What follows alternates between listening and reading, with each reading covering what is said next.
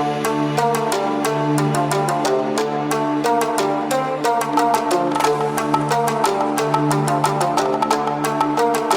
Friend, तो कैसे हैं आप लोग। आज हम जानेंगे डॉस।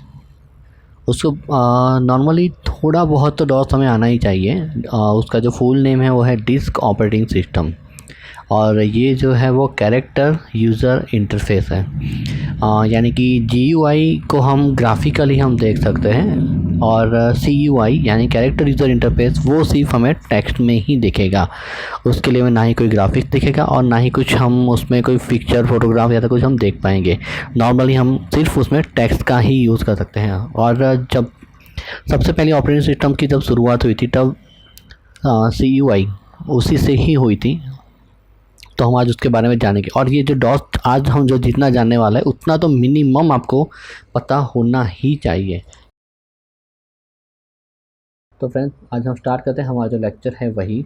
तो पहले तो डॉस यानी कमांड प्रॉम्प्ट हम कैसे ओपन कर सकते हैं। तो कमांड प्रॉम्प्ट ओपन करने के लिए हमारे पास पहला जो तरीका है वो है स्टार्ट मेनू आप ओपन कीजिए, वहाँ पे आप कमांड प्रॉम्प्ट लिखिए और उस पर आप क्लिक कीजिए तो आपका कमांड प्रॉम्प्ट ओपन हो जाएगा। और ये है आपके कमांड प्रॉम्प्ट की विंडो। और एक दूसरा तरीका भी है, आप अगर विंडो और आर दोनों की एक साथ प्रेस करते हो तो आपका रन कमांड ओपन होगा, और यहाँ पे आपको सिर्फ लिखना है CMD। इतना लिखने से आप अपने डॉस के अंदर आप एंटर हो सकते हैं। और ये है आपका डॉस। तो अभी आप कहाँ किस फोल्डर में हैं, कहाँ पे हैं, वो सारी चीज़ें आपको यहाँ पे लिखने को मिलेगी। नॉर्मली पहला जो कमांड होता है वो है वेर, यानी कि हमारा माइक्रोसॉफ्ट विंडो का जो वर्ज़न कौन सा है, जो हम डिस्क ऑपरेटिंग सिस्टम यूज़ करता है उसका वर्ज़न कौन सा है वो हम यहाँ पे जानेंगे। अभी तो मैं यूज़ कर रहा हूँ विंडो 10, तो मेरा वर्ज़न है 10.0.18367.720। आपका कोई भी हो सकता है। तो ये वर्ज़न जानने के लिए ज़रूरी होता है, क्योंकि इसकी ज़रूरत हमें तभी पड़ती है जब कोई भी प्रॉब्लम होता है और हम कस्टमर केयर में या कहीं पे भी कॉल करते हैं तो हमें वर्ज़न ये बताना पड़ता है। तो कौन सा वर्ज़न है वो हमारे पास वो डिटेल मांगते हैं। तो फ्रेंड्स, पहला जो कमांड है हमारा हम यूज़ करते हैं तो जस्ट dir कमांड जो है, जिसके कारण हमारे जो भी ड्राइव है उसके अंदर जो भी डायरेक्टरी होती है हम उसको यहाँ से आइडेंटिफाई कर सकते हैं और देख सकते हैं। तो ये है मेरी डायरेक्टरी, आप लिस्ट देख सकते हो यहाँ पे जो है लिस्ट मेरा।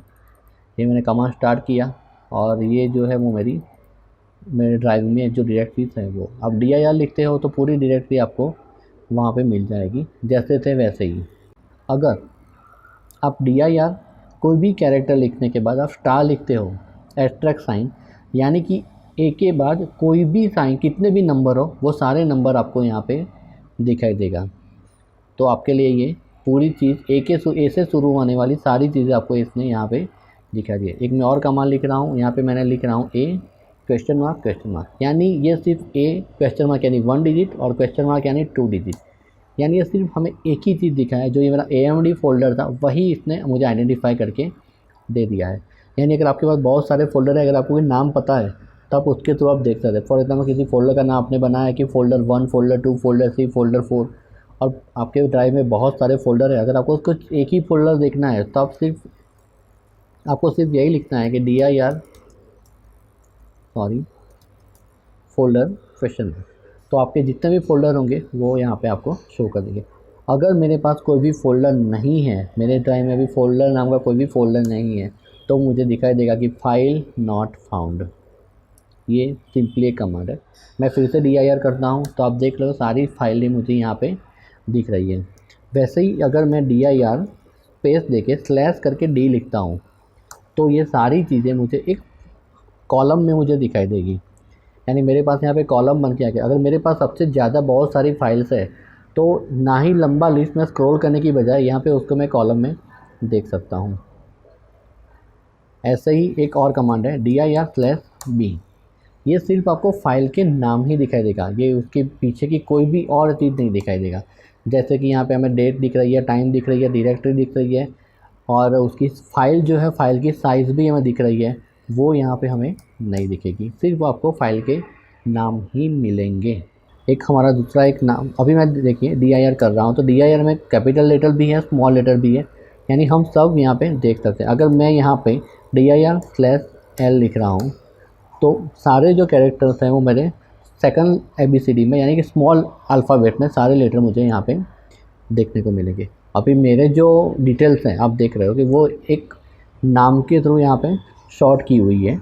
अगर यहाँ पे मुझे शॉर्टिंग चेंज करना है, फॉर एग्ज़ाम्पल मैं DIR/order by n नेम, तो आप यहाँ पे मुझे नाम के साथ दिख रहा है। अगर मैं वही कमांड चेंज कर रहा हूँ DIR/o और साइज़ के साथ करना है तो s, तो जो भी फाइल की साइज़ होगी उसी के बेस मेरे यहाँ पे डिटेल आ जाएगी। आप देख रहे हो मेरी जो भी डायरेक्टरी है वो वहाँ पे आ गई।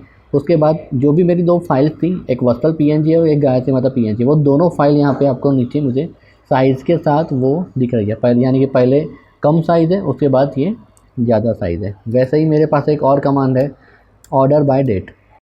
तो अगर मैं डेट के वाइज करता हूँ तो आप डेट देख रहे हो कि किस तरह से डेट वाइज डेट सारी फाइलें मुझे यहाँ पे शो कर रही है। वैसे ही एक और कमांड भी है, मैं यहाँ पे लिख रहा हूँ DIR/OE। फ्रेंड तो आप यहाँ पे देख रहे हो कि मेरे पास अभी दो ही फाइल है जो शॉर्ट हो नहीं रही है सही से। अगर मैं आपको दिखाऊँ कि एक्सटेंशन के साथ वो फाइल मुझे मेरी शॉर्ट हो जाए तो नॉर्मली मैं आपको चलो एक डायरेक्टरी में ले चलता हूँ जो है विंडोज़, यानी कि मुझे उस डायरेक्टरी में जाना है। जो यहाँ पे मुझे लिस्ट दिख रहा है आप, तो उसके अंदर मेरे पास एक डायरेक्टरी है विंडोज़, जो आपको लास्ट 5th नंबर पे दिखाई देगी और लास्ट 3rd नंबर पे विंडोज़ डायरेक्टरी है।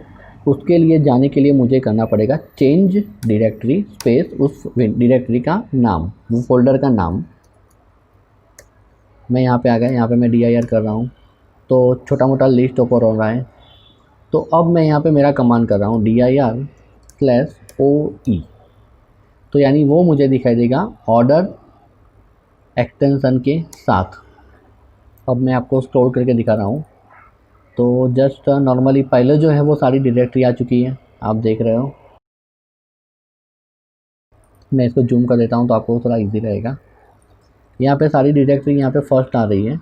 उसके बाद जो भी शॉर्टिंग हो रही है, जो भी एक्सटेंशन आता है, जो फाइल के नाम जो भी एक्सटेंशन होता है, यहाँ पे आपको दिख रहा है कि .bin, डॉट के बाद जो भी एक्सटेंशन होता है ये ABCD वाइज यानी अल्फ़ाबेटिक ऑर्डर में ये रहेगा। पहले देखिए AB से शुरू हुआ, फिर DLL आया, उसके बाद DMP आया, उसके बाद EXE आया, यानी कि ये पूरा जो है वो ABCD के साथ अल्फ़ाबेटिक मोड में यहाँ पे है। ये लास्ट में है TXT, तो आप यहाँ पे देख रहे हो। और फ्रेंड्स मैं तो यही बोलूँगा कि सिर्फ प्लीज़ मेहरबानी करके आप विंडो डायरेक्टरी को मत छेड़ें, इसको छेड़ना गुनाह है। अगर इसको छेड़ा, अगर कुछ हो गया तो फिर किसी की रिस्पॉन्सिबिलिटी नहीं रहेगी कि क्या हुआ। हम आगे जानते हैं। तो पहले तो हम करते हैं चेंज ड्राइव। हमारे पास जो भी ड्राइव है हम ड्राइव यहाँ पे चेंज कर रहे हैं फ्रेंड।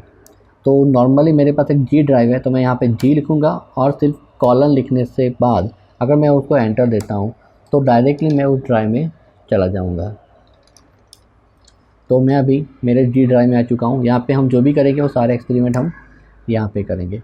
यहाँ पे मैं एक फ़ोल्डर बना देता हूँ फ्रेंड। पहले तो डायरेक्टरी, मेक डायरेक्टरी। तो हमें फ़ोल्डर बनाने के लिए हमें लिखना होता है MKDIR। मैंने फ़ोल्डर का नाम लिख रहा हूँ मैं ABC। मैंने ये फ़ोल्डर बना दिया। अभी आपको लिस्ट में ऊपर फ़ोल्डर का नाम दिख नहीं रहा है। मैं फिर से DIR करूँगा तो वहाँ पे पहले ही नाम पे DIR में ABC आ चुका है। अब मैं ABC में जा रहा हूँ।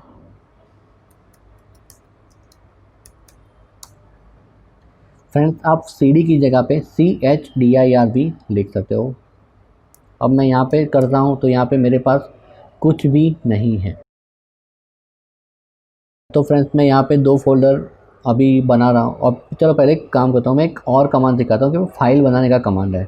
तो मैं यहाँ पे लिख रहा हूँ इको लिखने के बाद मैंने यहाँ पे लिखा हेलो लिखने के बाद मैंने यहाँ पे ग्रेटर देन की साइन दी और यहाँ पे मैंने लिख दिया 1.txt, यानी कि 1.txt नाम की कोई फाइल बनानी है, उसके अंदर हेलो टेक्स्ट हमें लिखना है। तो यहाँ पे अगर मैं एंटर दे रहा हूँ तो ये कुछ भी मुझे मैसेज नहीं आया, लेकिन अगर मैं यहाँ पे DIR करता हूँ तो यहाँ पे 1.txt नाम की फ़ाइल यहाँ पे क्रिएट हो चुकी है। आप देख रहे हो यहाँ पे ये फ़ाइल क्रिएट हो चुकी है। और मैं अगर आपको फ़ोल्डर में दिखाऊँ तो मेरा ये G ड्राइव है, उसके अंदर ये ABC फ़ोल्डर है। यहाँ पे भी ये 1 नाम की फ़ाइल क्रिएट है। अगर मैं इसको ओपन करता हूँ तो आप अंदर देख सकते हो कि उसके के अंदर भी हेलो लिखा हुआ है। मैं इस फाइल को बंद कर रहा हूँ और वापस हम अपने कमांड प्रॉम्प्ट में चले जाते हैं। हम आगे देख रहे हैं तो मैं यहाँ पे इसको यहीं पे छोड़ रहा हूँ क्योंकि हम उसको देख सकेंगे। हमारी जो फाइल्स हैं वो हम यहाँ पे देख पाएंगे, जो भी हम लाइव कर रहे हैं वो सारी चीज़ें।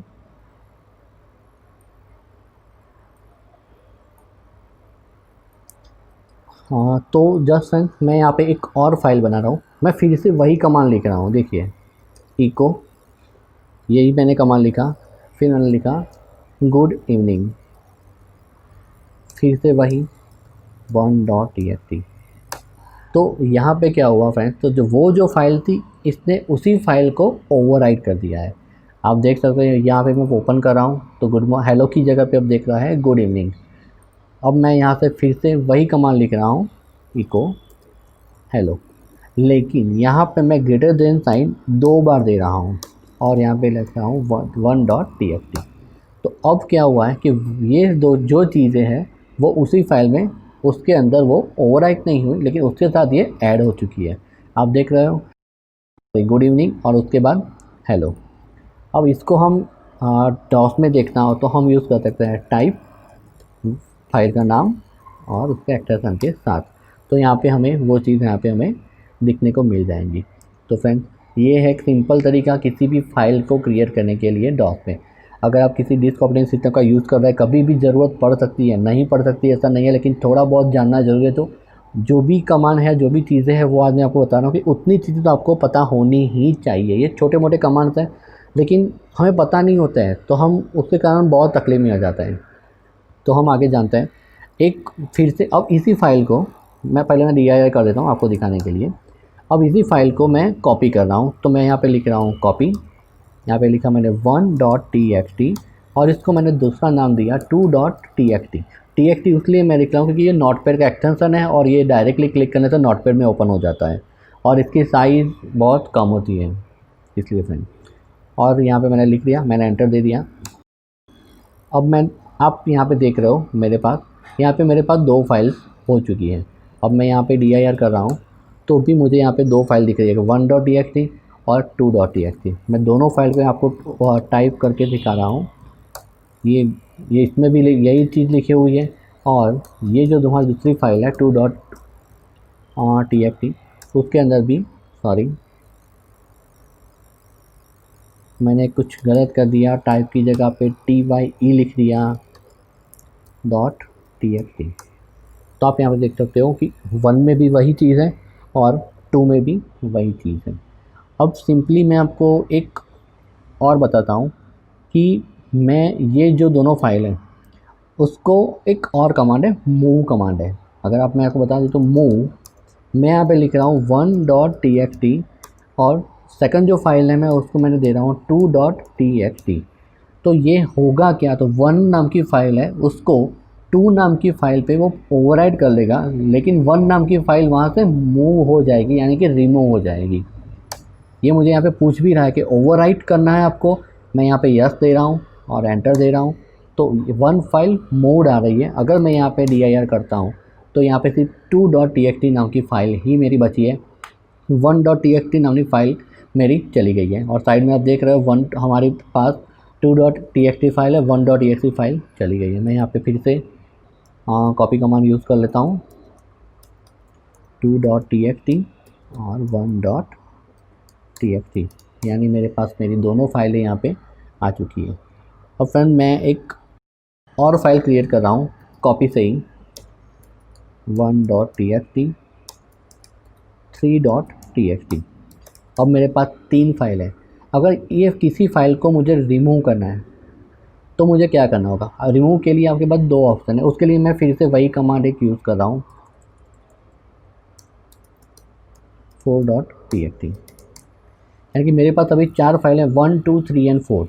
मैं पहले तो 4.txt को मैं रिमूव करूँगा। उसके लिए मेरे पास कमांड है del यानी कि डिलीट, FOUR, सॉरी T लिखा हुआ है मैंने, TXT।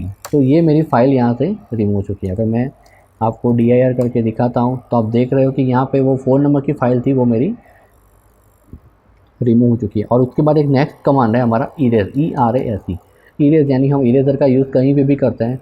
तो इरेज स्पेस लेके मैंने फ़ाइल नाम का लिया 3.txt और एंटर किया, तो ये मेरी फ़ाइल 3.txt वो भी चली गई। आप यहाँ पे साइड में भी देख सकते हो वो फ़ाइल मेरी ऑलरेडी रिमूव हो चुकी है।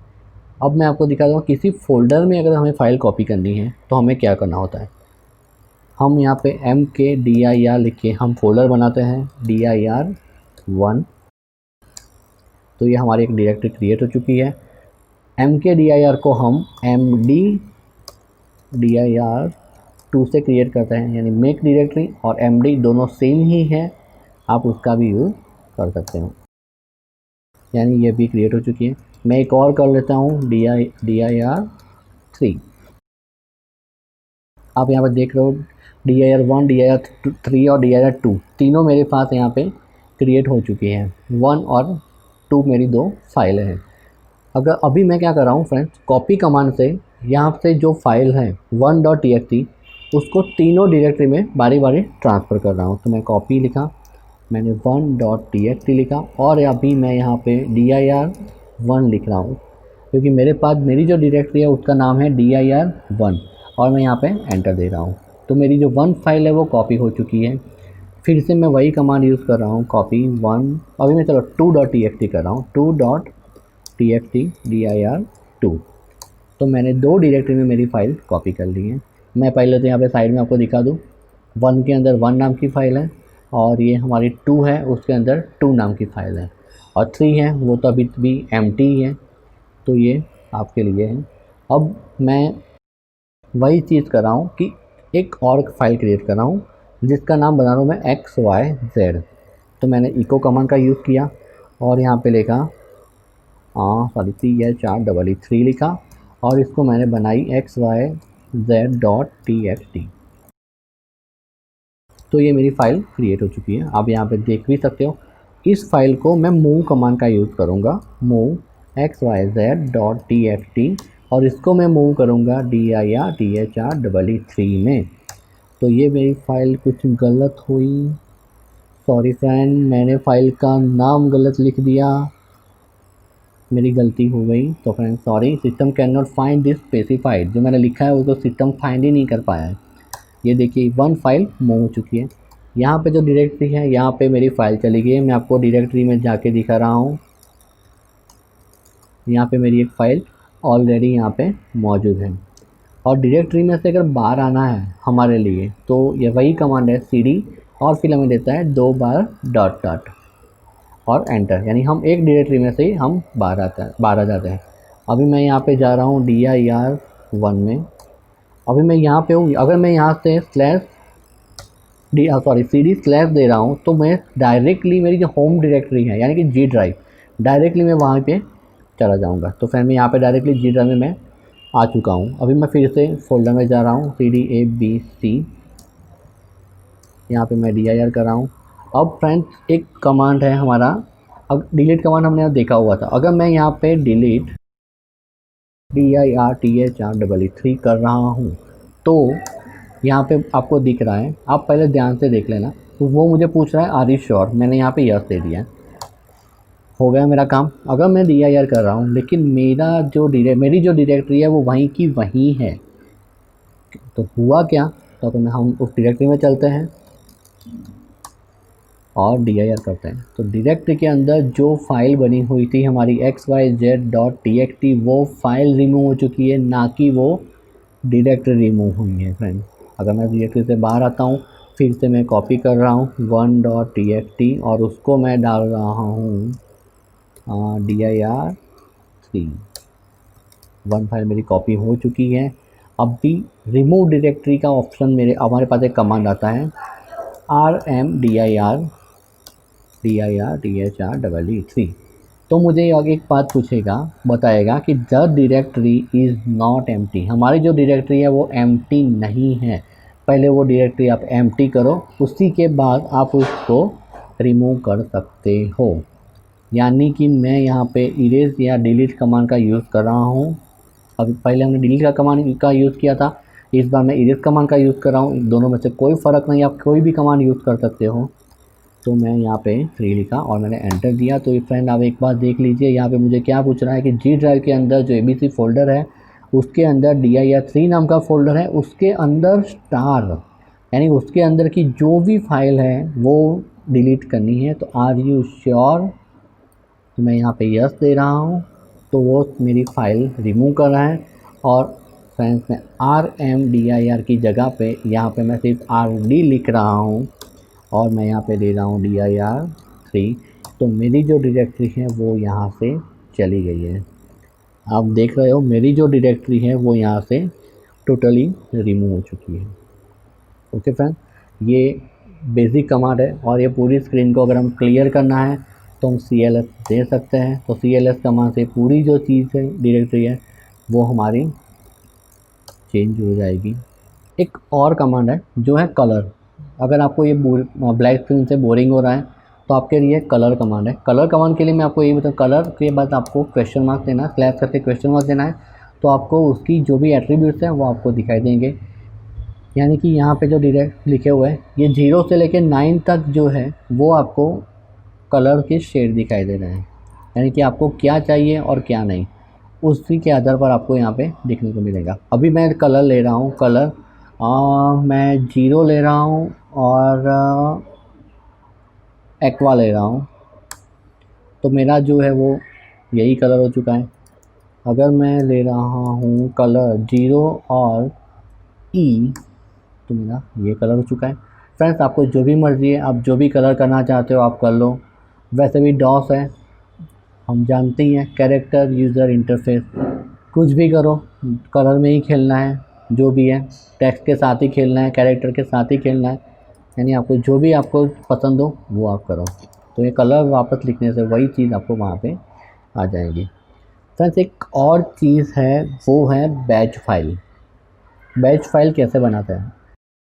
बैच फाइल यानी कि वो फाइल होती है कि जिसके थ्रू हम कोई भी शॉर्टकट या कोई भी कमांड हम एक ही फाइल के रन से वो हम दे सकते हैं। यानी कि कुछ जगह पे ऐसा होता है कि आपको एक फ़ाइल रन कर दो तो आपको कुछ चीज़ें ज़रूरत की चीज़ें पूछेगा और वही चीज़ें आपको ख़त्म करेगा। जिस तरह से आप कोई भी प्रोग्राम इंस्टॉल करते हो या कुछ भी हो तो आपको वो चीज़ पूछता है कि आपको कहाँ पे इंस्टॉल करना है, ये करना है, ये नहीं करना है, आपको हाँ ना और ऐसे ही कुछ आंसर देने होता है।